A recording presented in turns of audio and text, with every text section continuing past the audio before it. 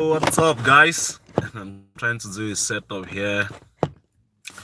Yeah, so you guys are welcome to the channel. Welcome to the Driverpreneur channel. Yes, I decided to go live today. Today is Tuesday, and just like the topic says, where did all the search go?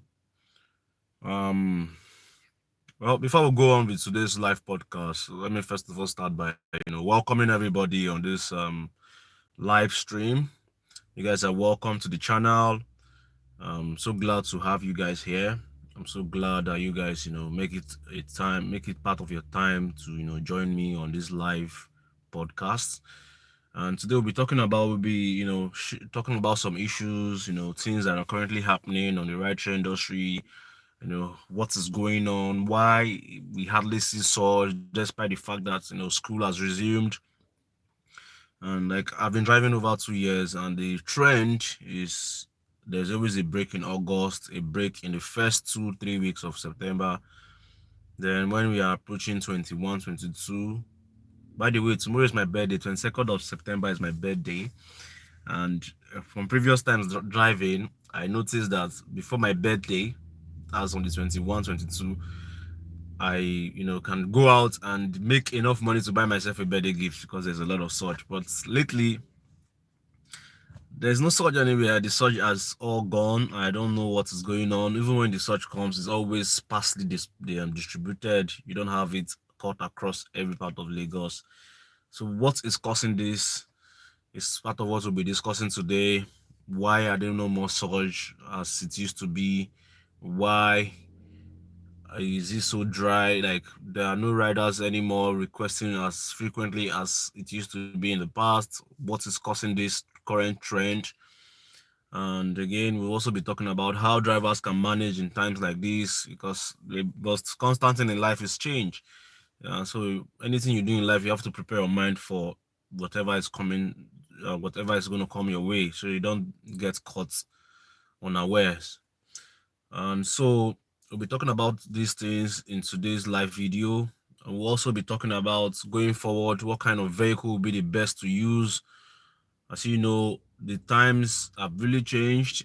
I before now used a Mercedes-Benz C320, and lately you can see there's a change in the background. This is not the car I used to drive. I started driving another car. However, this car I'm driving is not mine.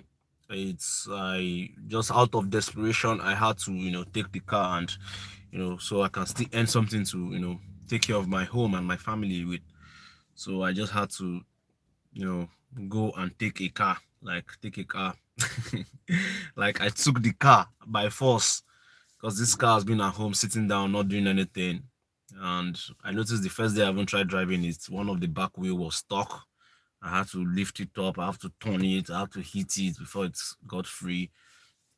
So instead of the car rotting at home, I just had to take it. I know I offended people by taking the car because people were like, my folks were like, no, don't take it, this car is not for this purpose. But folks, man, I am if I don't take a car to drive, you guys know this is the only thing I do. I don't do any other. As this is my major business. Like my not that this is the only thing I do, but this is my major business.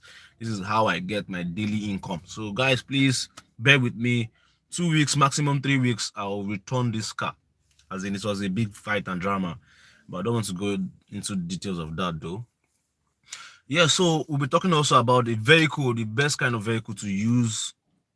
As you know, parts are very expensive now. Like the shafts of my vehicle, I posted a video why I stopped using the Mercedes, like I think 2-3 days ago. I also had another breakdown. Like you guys know, the breakdown has been constant, as in coming back to back.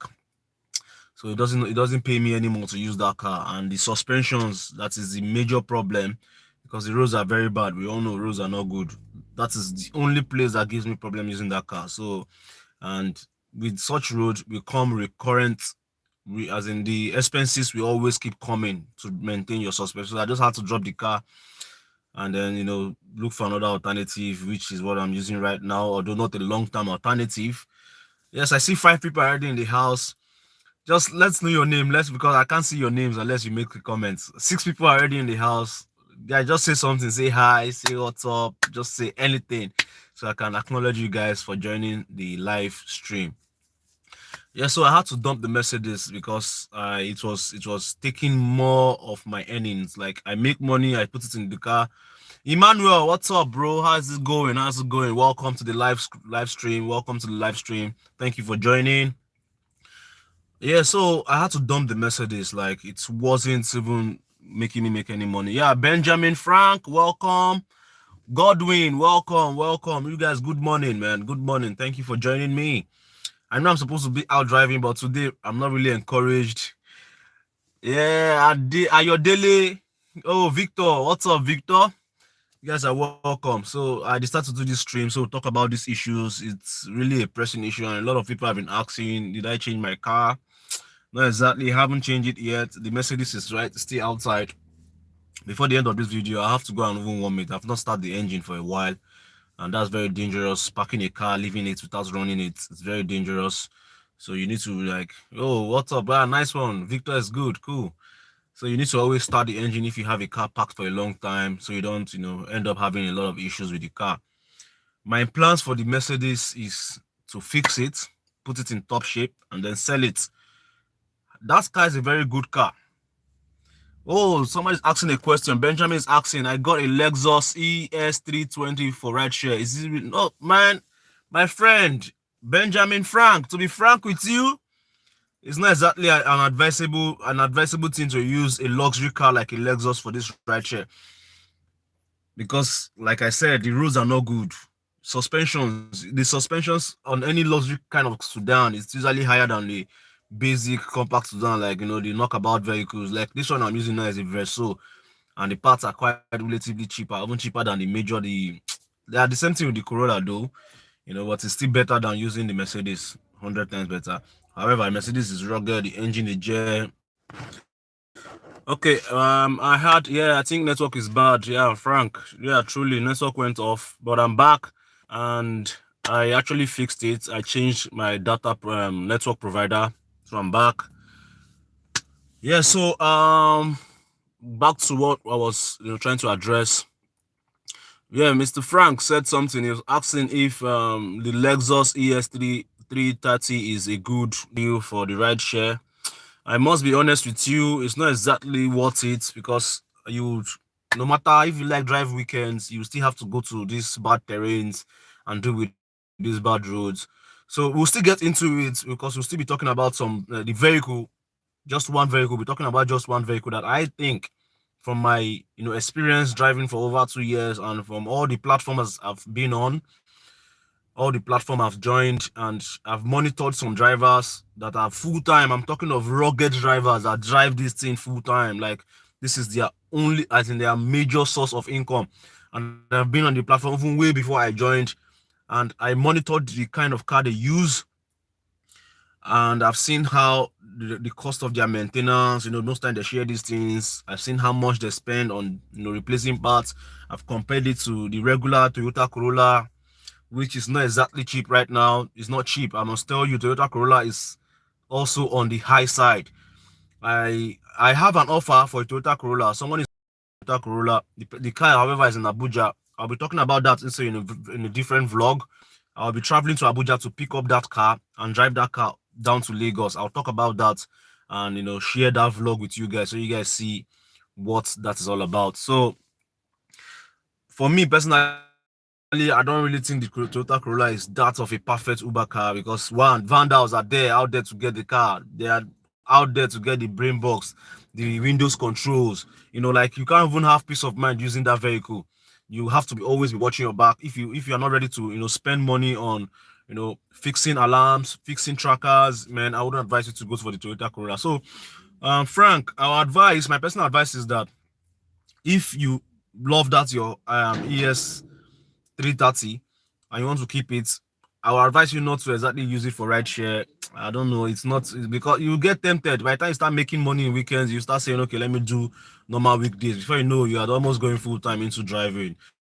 What our advice is, stay tuned, watch this live podcast. What our advice is, just watch the video. I'll be reviewing a car that I feel like a best bet for this business in terms of maintenance, in terms of safety, because people don't even look at the car.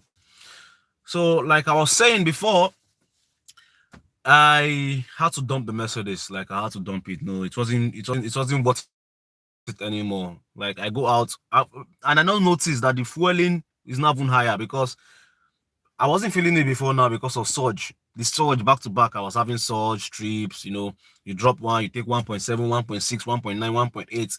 Before you know, you've gathered all the money you used to buy it for, and then you buy another for like 3K, and you don't feel it. So, and you don't feel it. Big Mike, yeah, what's up? Welcome. And you don't feel it. But now there's no surge anymore. Like the surge is so scanty. And why is there no surge? I think I have to get into that right away. Why is there no surge anymore? Why is the surge so scanty? Competition. Competition. And from the thumbnail from the live podcast video, the thumbnail, you see I put a screenshot of an application that came into the rideshare industry and promised riders to without surge take rides without surge. And I don't blame them. They took advantage of the situation of the economy. They know that a lot of people are seeking alternative. People are looking for, cheaper alternative to what is currently available. So a lot of riders, jumped into, I'll mention their name. They are not new. A lot of people know it. It's called InDriver. So what they do is that they give the rider the opportunity of setting their own price, which is fixed. So regardless of if 1 million people are on that app trying to make a request, there's no surge. However, on platforms like Uber and Bolt, there is surge. Surge is when there's high demand. So when there's a lot of people trying to book rides on Uber and on Bolt, you see surge. And that really compensated for many things for drivers. But right now, most drivers are shifting. I was in Bega yesterday evening. Normally, Bega is known for surge because a lot of people are coming in from interstate. People are traveling into Lagos. People are traveling away from Lagos. And I was sitting down in Bega, had my Uber app on, had my Bolt app on. No request. There was no request, no surge. Then I said, okay, let me even turn on the InDriver because I'm not really a fan of InDriver. But as it is right now, we drivers may not even have a choice than to drive with InDriver because most riders are shifting to it. I must tell you for free. Most drivers are shifting to it. Most riders are shifting to it.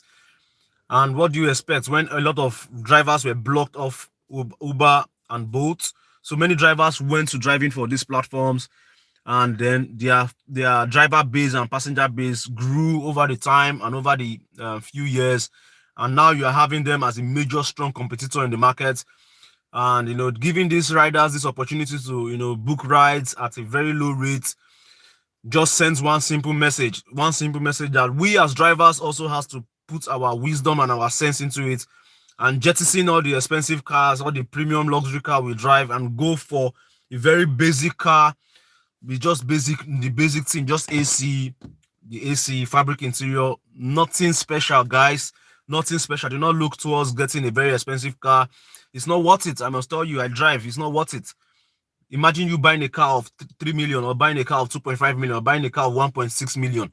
And then you are moving around Lagos or moving around whichever city you drive, taking 700, 1,200. Then maybe when you are lucky to do a very long distance trip, a trip that you know that this drive is worth 10,000, but you'll be getting like 4,005 or 5,000 naira. Then you not think about it that it is not exactly worth it to use an expensive vehicle. We just need something very basic, something very cheap. For this, cheap and reliable. You should have that in the back of your mind, cheap and reliable.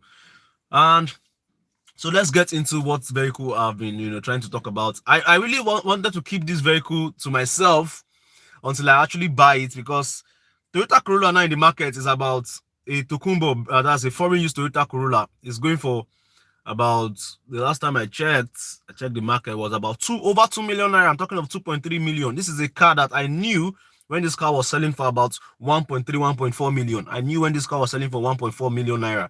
As at that time, there was a time I wanted to buy a car. I was searching for a car. When I eventually bought the Mercedes, I was getting offer for the Toyota Corolla 1.3, 1.4, 1.5 million, maximum 1.6. But as we speak right now, this car is well over 2 million naira. Can you beat that? Like, imagine buying a car for over 2 million naira and you having to do all these trips, and then you are seeing those cheap fare. And then the trips, after completing all these trips and driving, you're still going to maintain that car. And let me tell you, maintaining the Toyota Corolla right now is not cheap. Like I said some minutes ago, somebody offered me a Toyota Corolla, and I've had a mechanic go and check the car out, and then they gave me a list of what I need to repair. Please hold on a minute because I went to the market yesterday and I bought some things. They are right inside my boots. Let me get them so I can show you what I bought and how much these things are and compare it to my Mercedes. Just stay there. It's just right in the boots.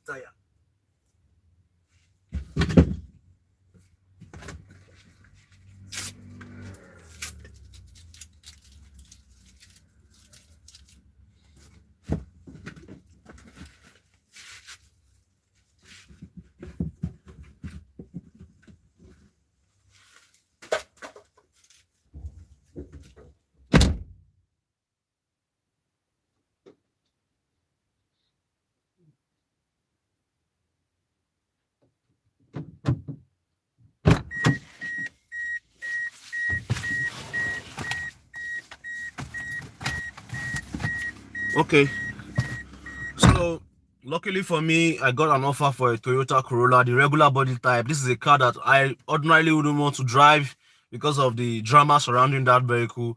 You know, the car is being labeled as drivers, and most of the time in traffic, robbers attack the vehicles because they know these drivers have been fulfilling trips all around Lagos and probably have cash with them, have a smartphone that they're using answering these trips.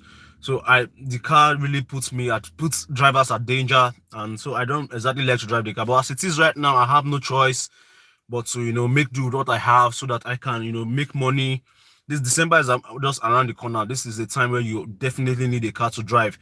So I just want to take the offer, use the car, raise enough money, fix my Mercedes, sell it, then buy the car that I think will be like the best alternative to a Toyota Corolla going forward.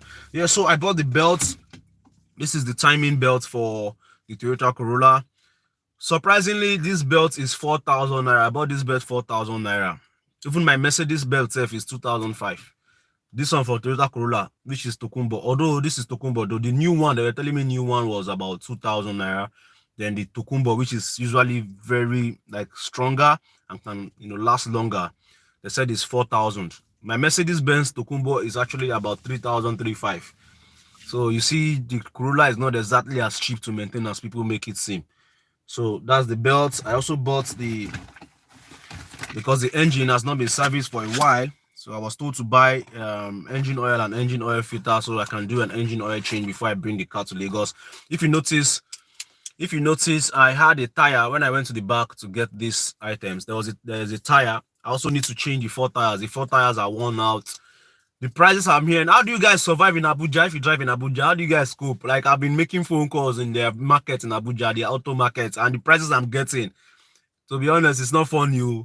The prices are not funny at all. Like, they're adding like 2,000, 3,000 in some of the items. So I'm just planning on getting this thing here, package it, then transport it with myself to Abuja. This is an oil filter. I bought this oil filter for this one is quite cheap because my Mercedes oil filter is 2005. Then I bought this one for 1,005. So I actually saved 1,000 compared to using a Mercedes. There also I bought the jet oil filter. This is the jet oil filter for the Toyota Corolla, the regular body type. I actually searched online. I saw what the thing looks like because I've not used it. So you can't. The biggest mistake you make is, buying a part that won't fit in the vehicle you're about to use it. That can be very horrible. So I bought the jet oil filter for 5,000. I think some couple of months ago, a mechanic said he bought it about 3,500. But the guy said there's you know how dollar is will affect prices of things now. Like the dollar has gone up, so the parts is now up. So I bought this one for 5,000. It looks very genuine because I actually checked online and I saw this is exactly how it is. So these parts are not that cheap as people make it seem. I also bought engine oil. This engine oil, this is jet oil. This jet oil is oil I've used to buy before in the past. I used to buy it 5,000 naira, but now I bought it 7,500. Can you beat that? Luckily for me, engine oil, I still have about 4 liters left in the last time I serviced my car, I bought 2 kegs. So and then I bought an extra one where I just used to top in case the engine oil short. So that one is still left. So I only had to buy one extra oil, one extra 1 liter. So just to make it to gauge the 1.8 liter engine, which is that engine of a Toyota Corolla. So I think I'm almost set to go. I still need 3 more tires. What else do I need? I was told the suspension need work. All the suspension work, I'll suspend it till I get to Lagos.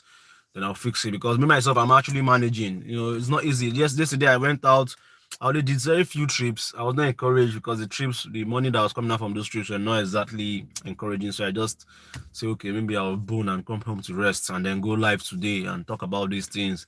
They probably work on Wednesday, Thursday, and Friday. So that is it. Then what else? Yeah, so let's get into the car. The car I'm talking about. Well, before we get into that car, what car is this? What car am I driving? This is a Toyota Corolla Verso. It's an hatchback. You can see, at least you can see the boot. And there's an advantage to this kind of car. When you drive in Lagos or as an Uber driver, when you want to enter some gated community, they ask you, open your boot, open your boot. And then you go around, you start seeing people boots bad, like people boots go bad. They start using rope, like this elastic rope to tie their boots. So with this kind of hatchback, you don't need to open the boots. They just come and then look. They just look into through the see-through glass and then they ask you to go because you don't need to open the boot. So you only open the boots when necessary. So that is the advantage of this hatchback. And then the car I'm talking about, an alternative that I see, and from what I've seen and from what I've heard and from the experience I've seen with other drivers using that car, is an Honda Civic. The Honda Civic would match the Toyota Corolla pound for pound. However, you need to put something in the back of your mind that the Honda Civic has a downside. They have a downside. And what is the downside? The downside is their transmission. The automatic transmission for the Honda Civic is not as strong as the Toyota Corolla. The Toyota Corolla has a better transmission, but there's a twist to this. There's how you can manage it. How can you manage that? If you don't, I know not that the automatic transmission is totally bad though. People still use it, but it cannot withstand the test of time. I'm talking of using it 2, 3, 4, 5 years on and on and on without it coming up or needing to be replaced with the kind of, because this work, you are always on the road. You are driving from point A to point B at all times. So you need a car that is very rugged, engine, transmission wise. So like this one I drive, for instance, this Toyota Corolla Verso I'm driving currently. I've driven this car before in the past. You can see it's a shift stick manual. These things can go forever without going bad. Manual shift stick, you don't have to worry about your transmission. They can just keep going.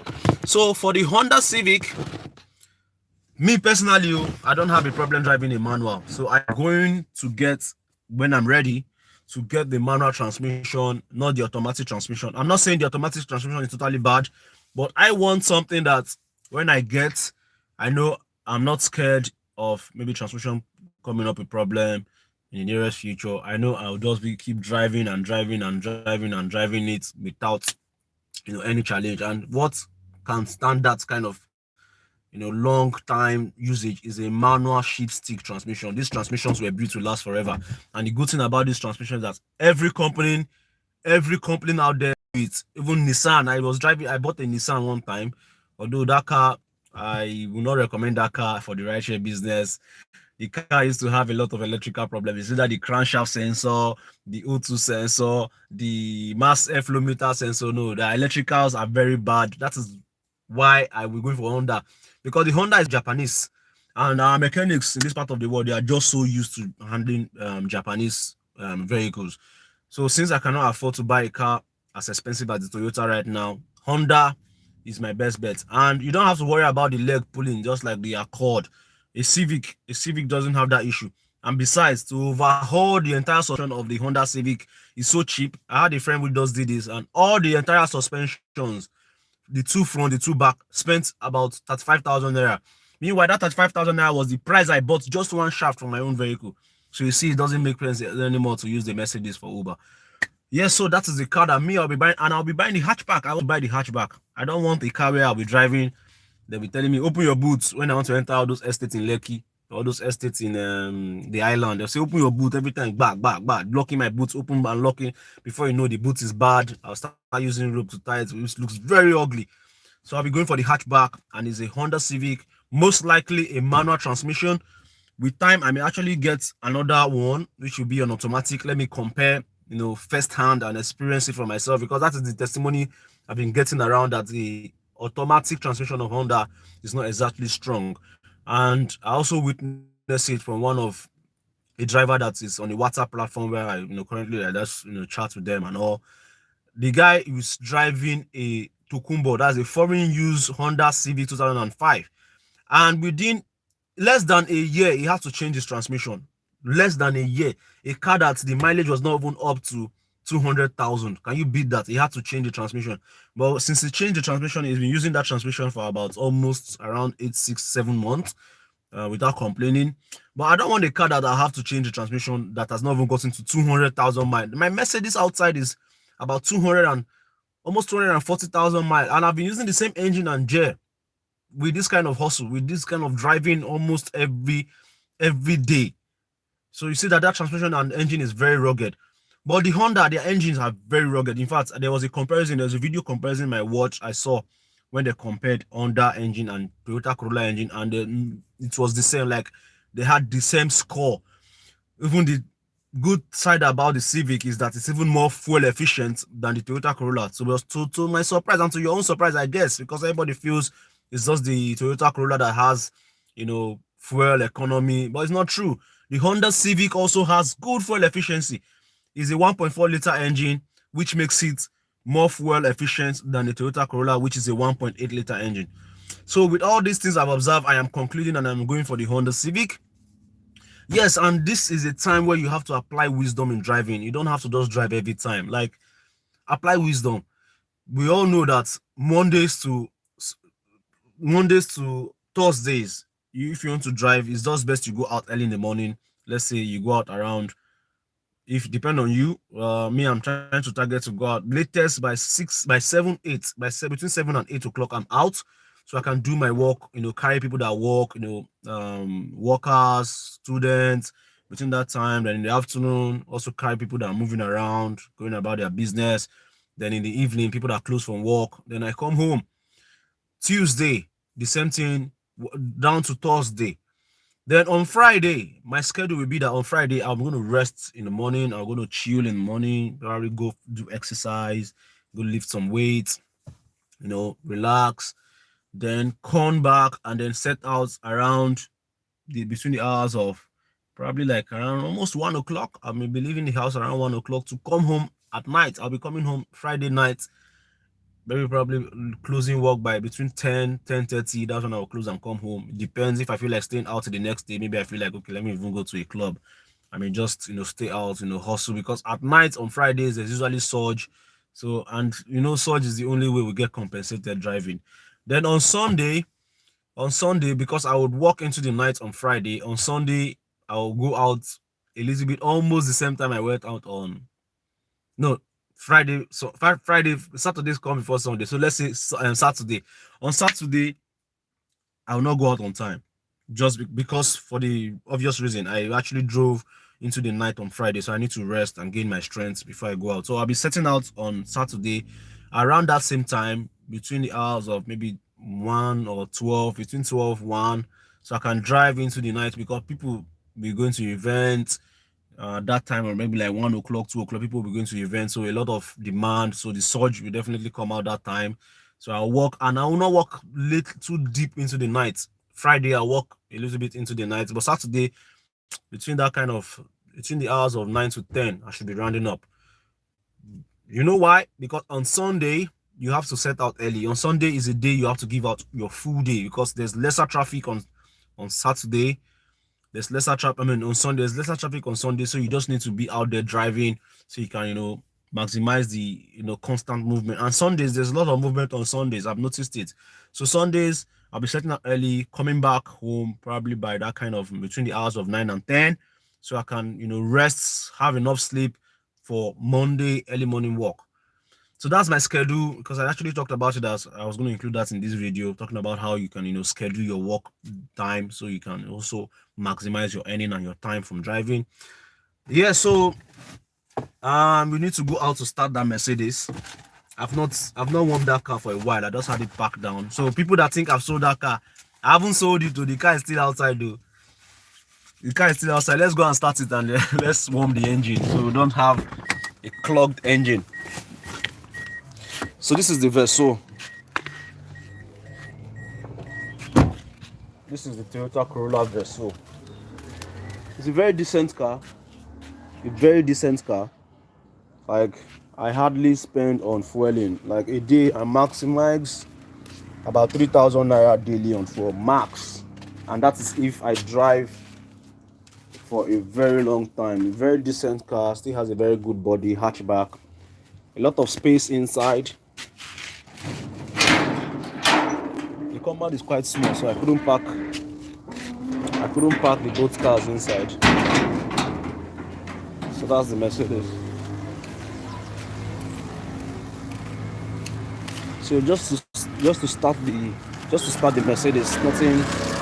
Maybe just go forward like an inch forward, backward, and we are good. So the Mercedes is still here. I didn't sell it, at least not yet. Need a lot of work. There's something about this car. I don't know what it is. It's just, there's this nice smell. It doesn't go. Like, I remember when I bought this car, that same smell, like, you know, foreign, smelling like, say now you bought it, use it's still there. I don't know how come the car kept that smell, which is a really very good sell point for the car. By the time I fix the car, put it in shape, I believe I should get something reasonable. And the good thing about this car is that it's always start. I've never had any time that I started this car that I didn't start. Like, as in, there's never a time. My fuel economy is still very okay. Just the body, my AC is working perfect. The only thing I need to fix right now is the body. Then the suspensions. The suspensions are very noisy. I need to fix the suspensions, especially the front. The backs are still okay. The front need work. So once I fix it, do the body work, you know, probably give it a good spray. I'll place it in the market. Probably get a good deal from it. If I can get like maybe a 1.2 million naira deal, I'm good. Not greedy. 1.2 is fine. My car is startling. It's been a long time I started this car. If you have a car you parked, always make sure you start the engine, make it run, you know, go front or go back. Don't always leave a car so long without you starting it. The vehicle can come up with a lot of issues. So my AC is still chilling. So guys, thank you for joining this live stream, and that is it. I hope you guys got value from this video, from this live stream section. And please apply some of these things I've talked about. If you have a luxury car, it's not really worth it driving with a luxury car on the platform. Try to get a very basic sedan, something that the maintenance is very cheap, like the Honda Civic. Like I said, the hub, somebody changed the hub recently. He bought hub. Imagine hub for this guy. I bought my own hub, 12,000, and this guy bought hub for 4,000 naira for hub, complete hub. So you see, even the Toyota Corolla itself not even they as cheap as that. So don't be scared to try alternative. Let's try these things for ourselves and have first-hand experience. So it's not like I'm saying that some of these cars don't have issues. Of course, every car has its own issues, but if you properly maintain it, I believe you'll be fine. And that car, this car I'm talking about, how much? I saw one, the manual, because I'm going for a manual transmission. I don't want to go for automatic. Somebody's offering me one for about 550,000 naira. I've got offers for as low as 500k. I've got offers as low as 600k.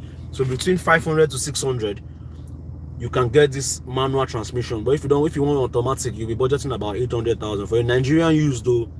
Why am I going for a Nigerian used? There's nothing else that will be bad in that car that I cannot overhaul. It's very cheap. Even the engine of that car is about 100,000 naira. The gearbox about 80 or 70,000 naira. So you see, replacing parts in that car is not expensive. So that's why I want to go for a Nigerian used. I don't need a foreign used. It's kabu kabu. At the end of the day, this our job is like kabu kabu work. So why going for an expensive vehicle? So guys, thank you for joining. Thank you guys. Let me just move my car forward and back and make sure it's moving. the J is still engaging. Man, I'm gonna miss this car though. So thank you guys for joining the live stream. I really appreciate you, making it a time, like taking it into your time to join me, talk about these things. And guys, if you've not subscribed in the past, please subscribe. I'm a driver here in Lagos State, Nigeria. I share my experience as a driver. with the intent to help other drivers or people that intend to join the rideshare industry. So if this is your first time coming across my channel, please hit on that subscribe button, turn on the bell notification icon. This way you get notified every time I post new video. Also comment, like, and share. Subscribe, please. So thank you guys. I need to go do other things. Probably I feel like going to the gym. I feel like going to do some pull-ups, we lift some dumbbells. So thank you guys. It's from me to all you guys out there. I'm saying peace, and guys, stay safe.